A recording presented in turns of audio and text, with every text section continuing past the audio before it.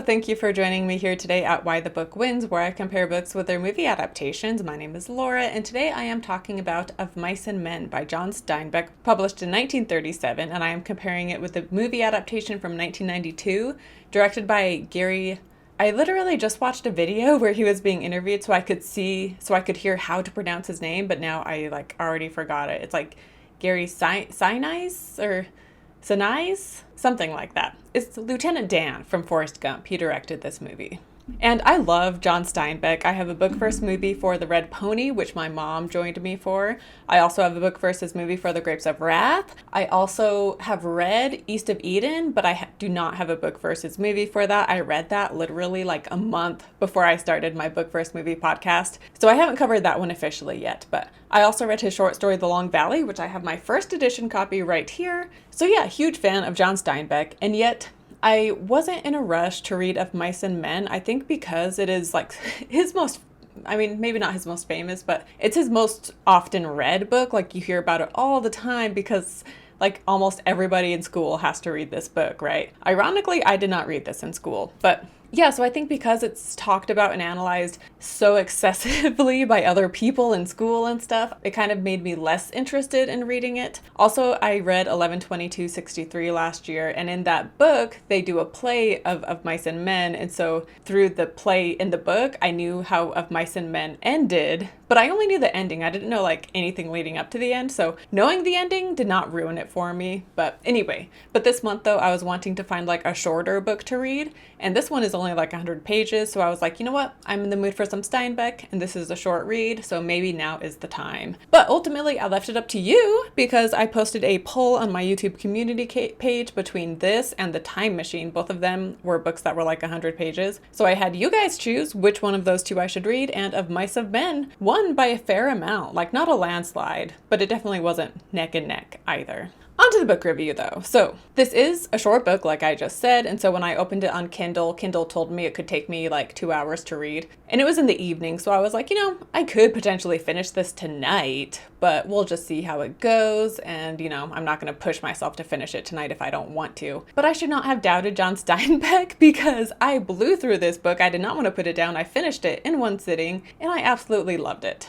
He writes incredible characters, which, like, good characters is like the most important thing for me when reading a book. I would say like I want fleshed out characters that feel real and have just the complexity to them, that we in real life have. And his books are also just like such a sharp, unflinching look at life, and they do this one is pretty hopeless, and a lot of his books do tend to have that hopelessness to them. I will say Grapes of Wrath has a lot of hopelessness, but then we get some hope near the end. And even East of Eden, that one is different, but it definitely is like, that one has a different feel from like Grapes of Wrath or Of Mice and Men, but that was also when he wrote like a couple decades later, or at least 10 years later. I don't quite remember now. I think it was the 50s though that East of Eden was written. Anyway, this one does not give you much hope. It is pretty hopeless all the way through. I think that's one of the reasons I like Steinbeck's books, which I like happy books. It's not like I'm against that, but there is something about the sad books that I am drawn to for some reason. But it's not just like a sad book for sad sake. Like, it's just so poignant, and so he writes about these sad, difficult stories and struggles in life, but he does it in such a beautiful, poetic way. And yeah, the characters, like, you feel like you know these characters as you're reading this book, and you just feel so connected to them. And there is a lot to think about with this book, and there's a lot of symbolism and a lot of metaphors and things, and so I totally get why this is read in schools. I will say I have heard multiple people who read this in school say that they read it in school and hated it. So I do think there's something about like when you're forced to read a book, and maybe if the teacher, I don't know, if you're spending so much time analyzing this one book, I could see how some students just like get to the point where they hate it by the end. But you're never going to pick a book that every student loves, right? So regardless of what book you choose, there's going to be kids out there who don't enjoy reading it. But anyway, yeah, Steinbeck. I would definitely recommend this book personally. I think Steinbeck just puts so much thought and care into what he writes, and he always like sets the scene with describing the landscape and the location, which like all of his books take place in like the Salinas area where he is from. And so, yeah, I just love how he does that too, where he sets the stage visually, and then, yeah, he just, yeah, puts so much thought and care into the characters and into the story. And on to the movie review. So this movie is very close to the book. On IMDb, they say there are 15 differences from book to movie. But honestly, some of those 15 must be like pretty small because they are very, very similar. And I don't support cheating in school, but if you didn't want to read this book, you could watch the movie and it's basically the same. And yeah, Gary S, however you pronounce his last name, he also plays George. So he directed this movie and played George. And then we have John Malkovich playing Lenny. They're good. I have some critiques for both of them, but I thought the two standout performances though were Ray Walston as Candy and Sherilyn Fenn as Curley's wife. I thought the two of them were amazing. And so John Malkovich, I mean, it's tough because Lenny has a mental disability, and so it is tough for an actor to portray that and for it to feel realistic and not like they're acting, because with Malkovich, he wasn't bad, but I wasn't lost in his performance, right? And so it's like when you see someone and you're like fully aware they're acting, but you're like, oh, he's doing a good job acting. Whereas a great actor, you're not thinking he's doing a good job. You're just so immersed in the role. You're not thinking about whether it's good or bad because you're just so immersed in it. And I was not immersed in John Malkovich's performance. It wasn't bad. I just wasn't feeling it the whole time. And even Gary, the guy who plays George, there were moments where, I don't know, it could have been so much more emotionally gut-wrenching, but I felt like his performance it was lacking something, I thought personally, so it just didn't pack that emotional punch that it should have. Nonetheless, I still liked it. And yeah, it's a very faithful adaptation, and overall it is well done. And like I said, the actors who play Candy and Curley's wife, yeah, I thought they were incredible. Going forward, there will be spoilers for both the book and the movie from here on out. Oh, and by the way, like I said, this one won a poll I posted on my community page. So definitely subscribe to my channel if you were not already. I do book versus movie polls every other month or so. So if you want to take part in the book versus movies episodes I do, subscribe and you can help me choose. But anyway, so the basic plot of this story, just to get that out of the way first. So George and Lenny are two migrant workers who stick together, and Lenny has a mental disability, like I said, and sometimes that disability gets them in trouble because he likes to touch soft things for one, or just like anything that catches his attention, he wants to touch it. And the problem is that, like with animals, he likes to like pet mice and things, but then he's so forceful with the way he pets it, like he's too strong for his own good, and so he ends up killing the mice. And then also there's a woman in town whose dress he likes, and he just wants to touch her dress, but then she is kind of like, what are you doing? And then when she freaks out, he freaks out and he like won't let go of her dress. And so it just gets the situation more out of control than it had to be, because he just suddenly freaks out and doesn't know what to do, so he just holds on even tighter. And so that is what had happened up in Weed, California, and so they had to go on the run, and they are now down in Soledad working on this new farm that they have heard needs workers. And Curley is the son of the owner, and it seems like he has like an inferiority complex. I feel like I'm saying that wrong. Inferiority? Anyway, he has like some kind of complex of sorts, it seems, because one, he is the boss's son, so he is like more important, you could say, than the other workers. However, he doesn't really have any power yet though, so I feel like he has some struggles with that. Plus, he's a smaller person, and he used to be like a lightweight boxer, and so he just kind of has this need to prove himself, and he gets in fights with bigger guys, and then if he loses to the bigger guys, he's like, why don't you pick on someone your own size? Even though he's the one who started it, just to make a point. And he has a wife who also lives on the farm, but she is just very lonely, and he doesn't treat her very well. Like early on, or partway through the book, all the guys go out to town to go visit a cat house, and he goes with them, and he just leaves his wife alone on the farm, and she has no one to talk to. All there are just all these guys who are there to work on the farm, and so when she tries to talk to them just because she's lonely, people are like, oh, she's such a flirt, and they just think she's trouble because of that, when she's just lonely, and Curley isn't a very good husband, I guess. But there's a guy on the farm whose dog has puppies, and so Lenny, who loves animals and he loves soft things,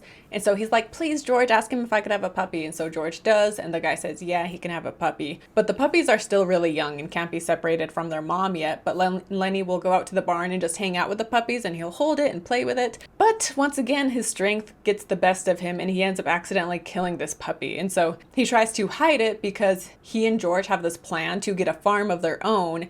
And George has promised Lenny that they can get rabbits, and Lenny can be in charge of taking care of the rabbits. And so he's super excited about this. But George is like, but you have to behave yourself. If you don't behave yourself, then you're not going to get any rabbits. And so when he kills this puppy, he's like, oh no, like George isn't going to let me tend the rabbits because I've killed this puppy, so George cannot find out about this. So he is trying to cover the puppy with hay when Curly's wife walks in, and the two of them start talking, and he tells her how he likes soft things, and she's like, oh, like, well, my hair is super soft, like you can touch it if you want. And so he starts like touching her hair, but then it gets to the point where she's like, okay, like that's enough, but he won't stop. And she's like, and so she gets more stern with him, being like, okay, like stop it. But the more she is trying to resist this, the more Lenny starts to freak out, and he just holds on tighter, and she starts freaking out. And so he puts his hand around her mouth to be like, hey, stop yelling, George is going to hear you, and George is going to get mad at me, and I can't have George upset. And basically, as he tries to quiet her down, he ends up accidentally killing her.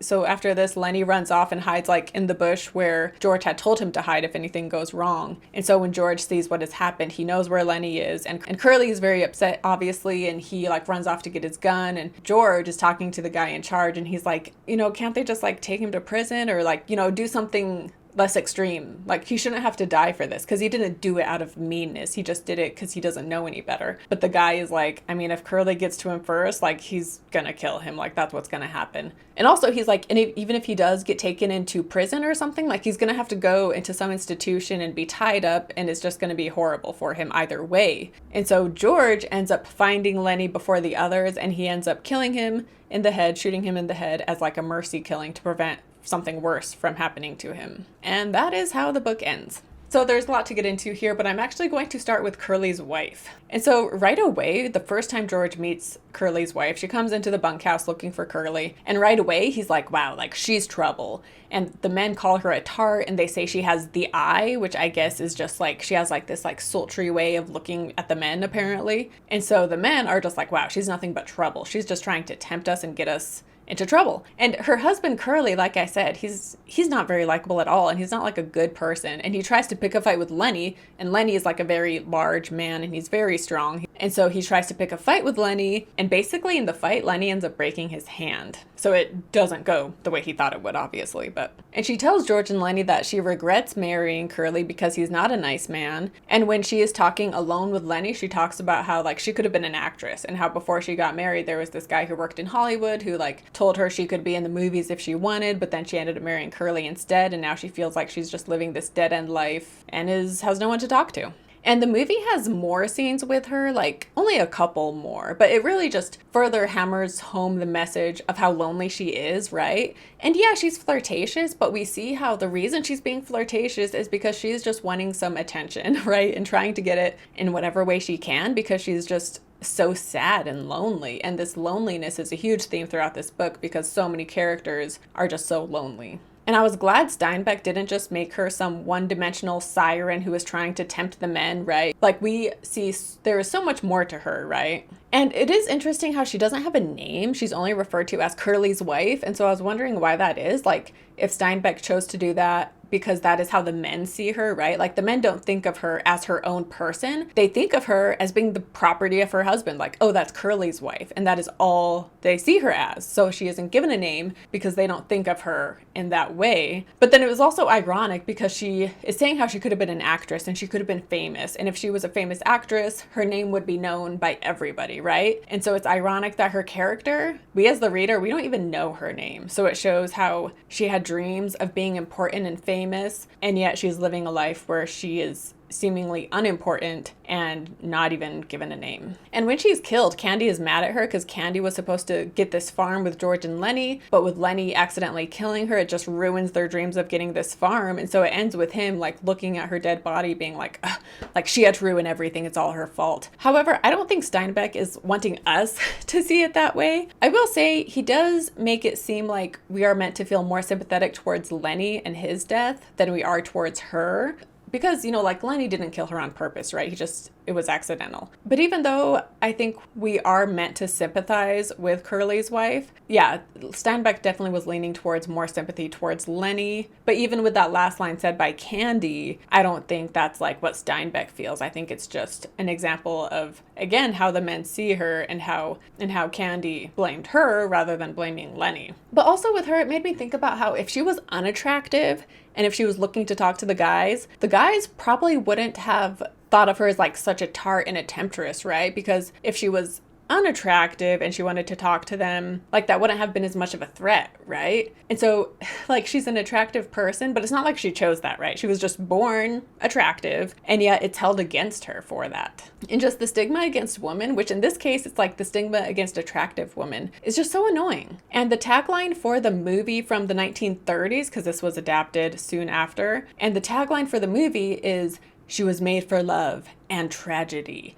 And I hate that so much because, like, made for love obviously is like they're talking about she's made for sex just because she is attractive. Like, that's so demeaning, right? Like, no woman is made for love. Like, there's so much more to every woman than just being a sexual object. And so to objectify her and to minimize her is just so demeaning to women and to all women, right? So that was just very frustrating. Like, I haven't even watched that movie, but just that tagline on the poster, just made me mad. But another character I wanted to talk about is Crooks, who I haven't even talked about yet, but he is a black man who works on the farm, and they call him Crooks because his back is crooked from when he was kicked by a horse. And the N-word is used a number of times as other workers are referring to Crooks. And at the start, he's referred to a number of times, and I thought he was just going to be some background character who was never seen in depth, and he's just this black guy who was there and who people call racial slurs. But another reason I love Steinbeck is that even though he was living in like a very racist and sexist time, he wrote women and people of color with just as much depth and nuance as the white characters, right?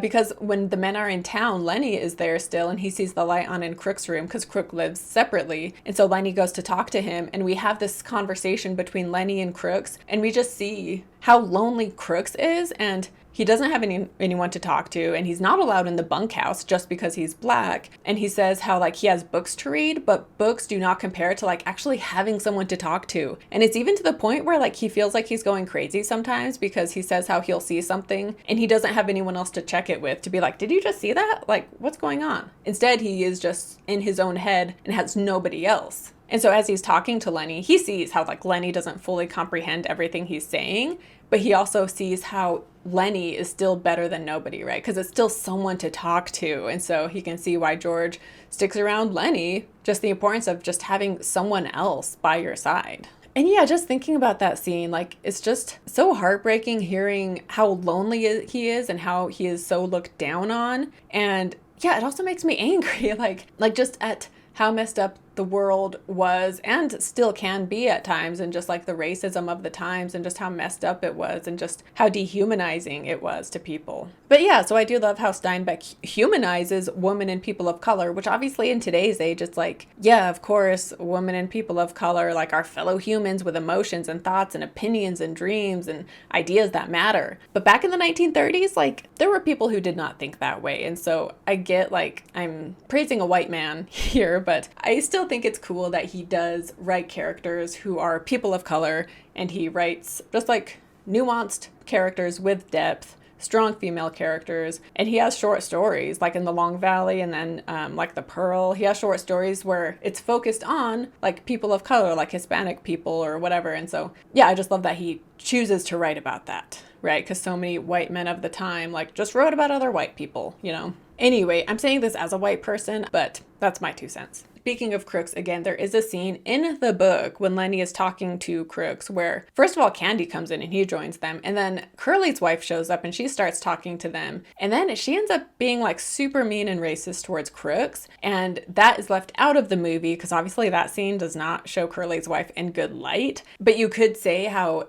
she treats Crooks so poorly because the men treat her poorly. And so as a way for her to feel superior and to have some control, she therefore, you know, talks down to Crooks as a way to make herself feel better, which obviously, you know, still isn't a good thing. But yeah, that was not in the movie. And then to talk about Candy and his dog. So at the start of the book, the first night they are on the ranch or the farm, Candy has this old dog, and one of the ranch workers is like, you know, you need to kill that dog because he's old and he's useless and he just smells and he stinks up the place. But Candy is like, I've had him since he was a pup. Like, he used to be great at herding sheep. Like, I can't get rid of him. I can't shoot him. But the guy who has the puppies, he's like, hey, if you shoot your dog, then you can have one of my new puppies to replace it with. And so ultimately, this other guy ends up taking Candy's dog and he shoots it. And so it's very quiet in the bunkhouse as they hear the shot in the distance. And then Curly's like lying curled up in his bed, or not Curly, Candy is lying curled up in his bed as this is happening. And clearly it's very hard for him. And this obviously foreshadows Lenny's eventual mercy kill, but it also reflects how Candy feels because, like the dog, Candy is also old, getting older, and people start to see him as not being of much use anymore either.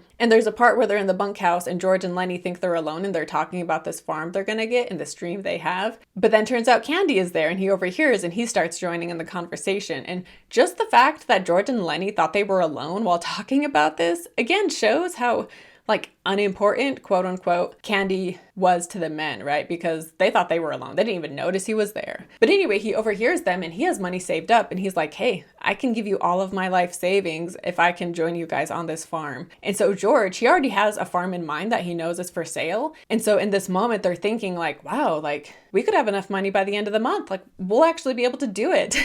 And you can see how George, like he has this rehearsed thing he'll say to Lenny about how they're going to get a farm of their own with alfalfa and Lenny can tend the rabbits. And in this moment when they're seeing that they'll actually have enough money, like George finally is like, wow, like all this time I thought it was just this dream we would talk about, but now it's actually feeling real. And so this goal of getting the farm at the end of the month just keeps the three of them going. And there's a great scene where Candy tells George how he like couldn't hardly sleep the night before because he was just so excited thinking about this farm. And like I said, loneliness is a big theme in this book, and it talks about how migrant workers are like the loneliest men there are because they just travel alone from farm to farm, just working until the work is done, and they just move on to the next one, and they don't have anyone who cares about them. But how George and Lenny are different because they have each other to care for each other. And yeah, they don't have any property of their own to care for. They just travel from ranch to ranch, taking care of other people's property, right? And so the thought of having their own land, like, it's just, it equals freedom, right? And a line I like is when George is talking to Lenny and Candy about what it will be like to have their own property. And it reads, and it would be our own and nobody can can us. And if we don't like a guy, we can say, get the hell out. And by God, he's got to do it. And if a friend come along, why, we'd have an extra bunk and we'd say, why don't you spend the night? And by God, he would. And I love that line so much. I don't know why. Something about like, they also talk about like how they can take a day off if they want, and they can go to the fair if they want to. And if it's raining, they don't have to work. And how, yeah, just if a guy they don't like is there, they can just tell him to leave.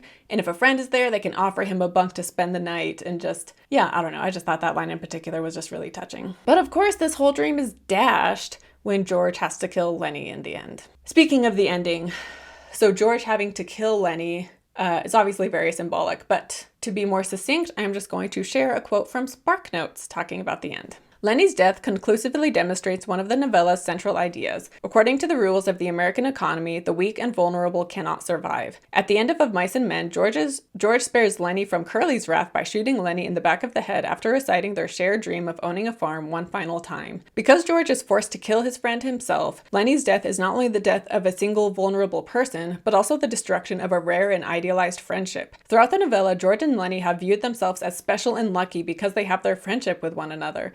But in the end, all this means is that George must be the one to kill Lenny. This conclusion suggests that for the poorest and most isolated people, lasting friendship is a dream as cruelly unattainable as land ownership. And then I also wanted to touch on the title real quick. So the title comes from a poem by Robert Burns called To a Mouse, and a verse from this poem reads, "The best laid schemes of mice and men often go awry and leave us nothing but grief and pain for promised joy." And this, of course, I mean, it relates to the farm that George and Lenny want to have, but also like everyone in this book just has dreams and plans and goals, and they don't achieve them. And so just the best laid plans of mice and men just don't happen, and all you're left is just pain. And that basically sums up this book pretty well. And then just a couple final things I wanted to talk about is in the book and movie, Lenny gets in trouble for bringing the puppy into the bunkhouse. And so in the movie, we have the scene where he tries bringing it in once, and George is like, hey, you're not supposed to bring that puppy in here, go take it back out to the farm. And then later in the movie, Lenny has the puppy in his overalls again, and George is like, hey, like, what did I tell you? You got to take that puppy out to the farm. You can't have him in here. But then it's revealed that Lenny was playing a trick and he was pretending to have the puppy in his overalls, but really there was no puppy. And then he laughs and everybody laughs at the joke he played on George. And I don't think that happened in the book, but I thought that was a really funny, cute scene in the movie. And then also at the end of the book, so when Lenny runs off and he hides in the bushes, a scene that is not in the movie is in the book. He like has a vision of his aunt who has died, and his aunt is getting upset at him, being like, I told you, you were just gonna mess it up. And how like he just makes things harder for George, and basically he's just a screw up essentially. And then after this, after he like envisions this, then a rabbit runs out, and then the rabbit starts talking to him and basically says the same thing, where it's like, you think you can tend rabbits? Like, no, you can't. Like, you're useless, and who do you think you are trying to do this? And you're just ruining life for George, and yada, yada, yada. So that was kind of a funny scene. I didn't expect it to be in the movie because it's like this hallucinatory type scene, but I liked that part in the book. Which it was also sad, right? Because it shows how Lenny just feels so miserable and just his low self-confidence. But in the end, when it comes to book versus movie, the movie is a very accurate adaptation. The acting isn't bad, but like I said, I had my complaints with both George and Lenny, which, by the way, like a good example of someone who played someone with a mental disability and just nailed the performance is Leonardo DiCaprio in What's Eating Gilbert Grape. That performance, as you're watching it, like I was not thinking like, wow, he's doing an amazing job. Instead, I was watching it and I was just so engrossed because he's just incredible in that movie. And so, yeah, that did not happen with John Malkovich, which I also know these days people are being like, should a person be portraying a person with mental disabilities, or is that just offensive, right? So there's that, thin line. I personally, like, it's acting, right? The point of acting is to pretend you are someone you're not. Right. So obviously, again, there's a line there. Like, you shouldn't be pretending to be your an ethnicity. You shouldn't. But I don't see anything wrong with someone portraying someone with a mental disability. So anyway, I'm fine. Like with Leonardo DiCaprio's performance, I think he was incredible. So anyway, but yeah, ultimately, I would say the book wins. It's a pretty easy choice, I would say, even though it's a good adaptation. It's very faithful, but it just didn't pack the emotional punch that the book had. But yeah, so much of this movie is straight from the book. So much dialogue, like almost every little thing is from the book. So very close adaptation. But yeah, the book wins today. And that wraps it up for Of Mice and Men. Comment your thoughts down below. Let me know if you read this book in high school, and if you did you like it or did you not? I have fond memories of the books we had to read in high school. Like, I'm sure I remember like Romeo and Juliet, I didn't really like. I read that in junior high. So I know there were books I didn't like, but for the most part, I think back fondly on it, and I enjoyed reading books with the class and like analyzing the book afterwards. And I felt like I got so much more from the book, especially when the teachers were good and clearly passionate. And yeah, so I enjoyed reading books for school. I was never annoyed at like being forced to read a certain book or something. Aside from A Child Called It, that one, I don't like that book to begin with, and I don't know how true it is, but it's also like trauma porn kind of a thing. So I don't like that teachers were like having us read a book like that. But anyway, yeah, let me know what's a book you read in high school that you liked, and what's a book you read in high school that you did not like. And don't forget to like and subscribe this video, and subscribe to my channel, and give my podcast a rating and review. And if you want to become a Patreon, you can gain access to exclusive content that is available for Patreons only. This month, I am either going to watch the 1930s of Mice and Men, or I might watch the sequel to The Fly, meaning the 1950s Fly sequel, or there was like a third option. There's like 3 different ones I could potentially do this month. So I'm going to post a poll on Patreon to have my Patreons choose what my Patreon content should be for March. So definitely sign up and you can participate. And yeah, thank you so much for watching, and I will see you next time. Bye.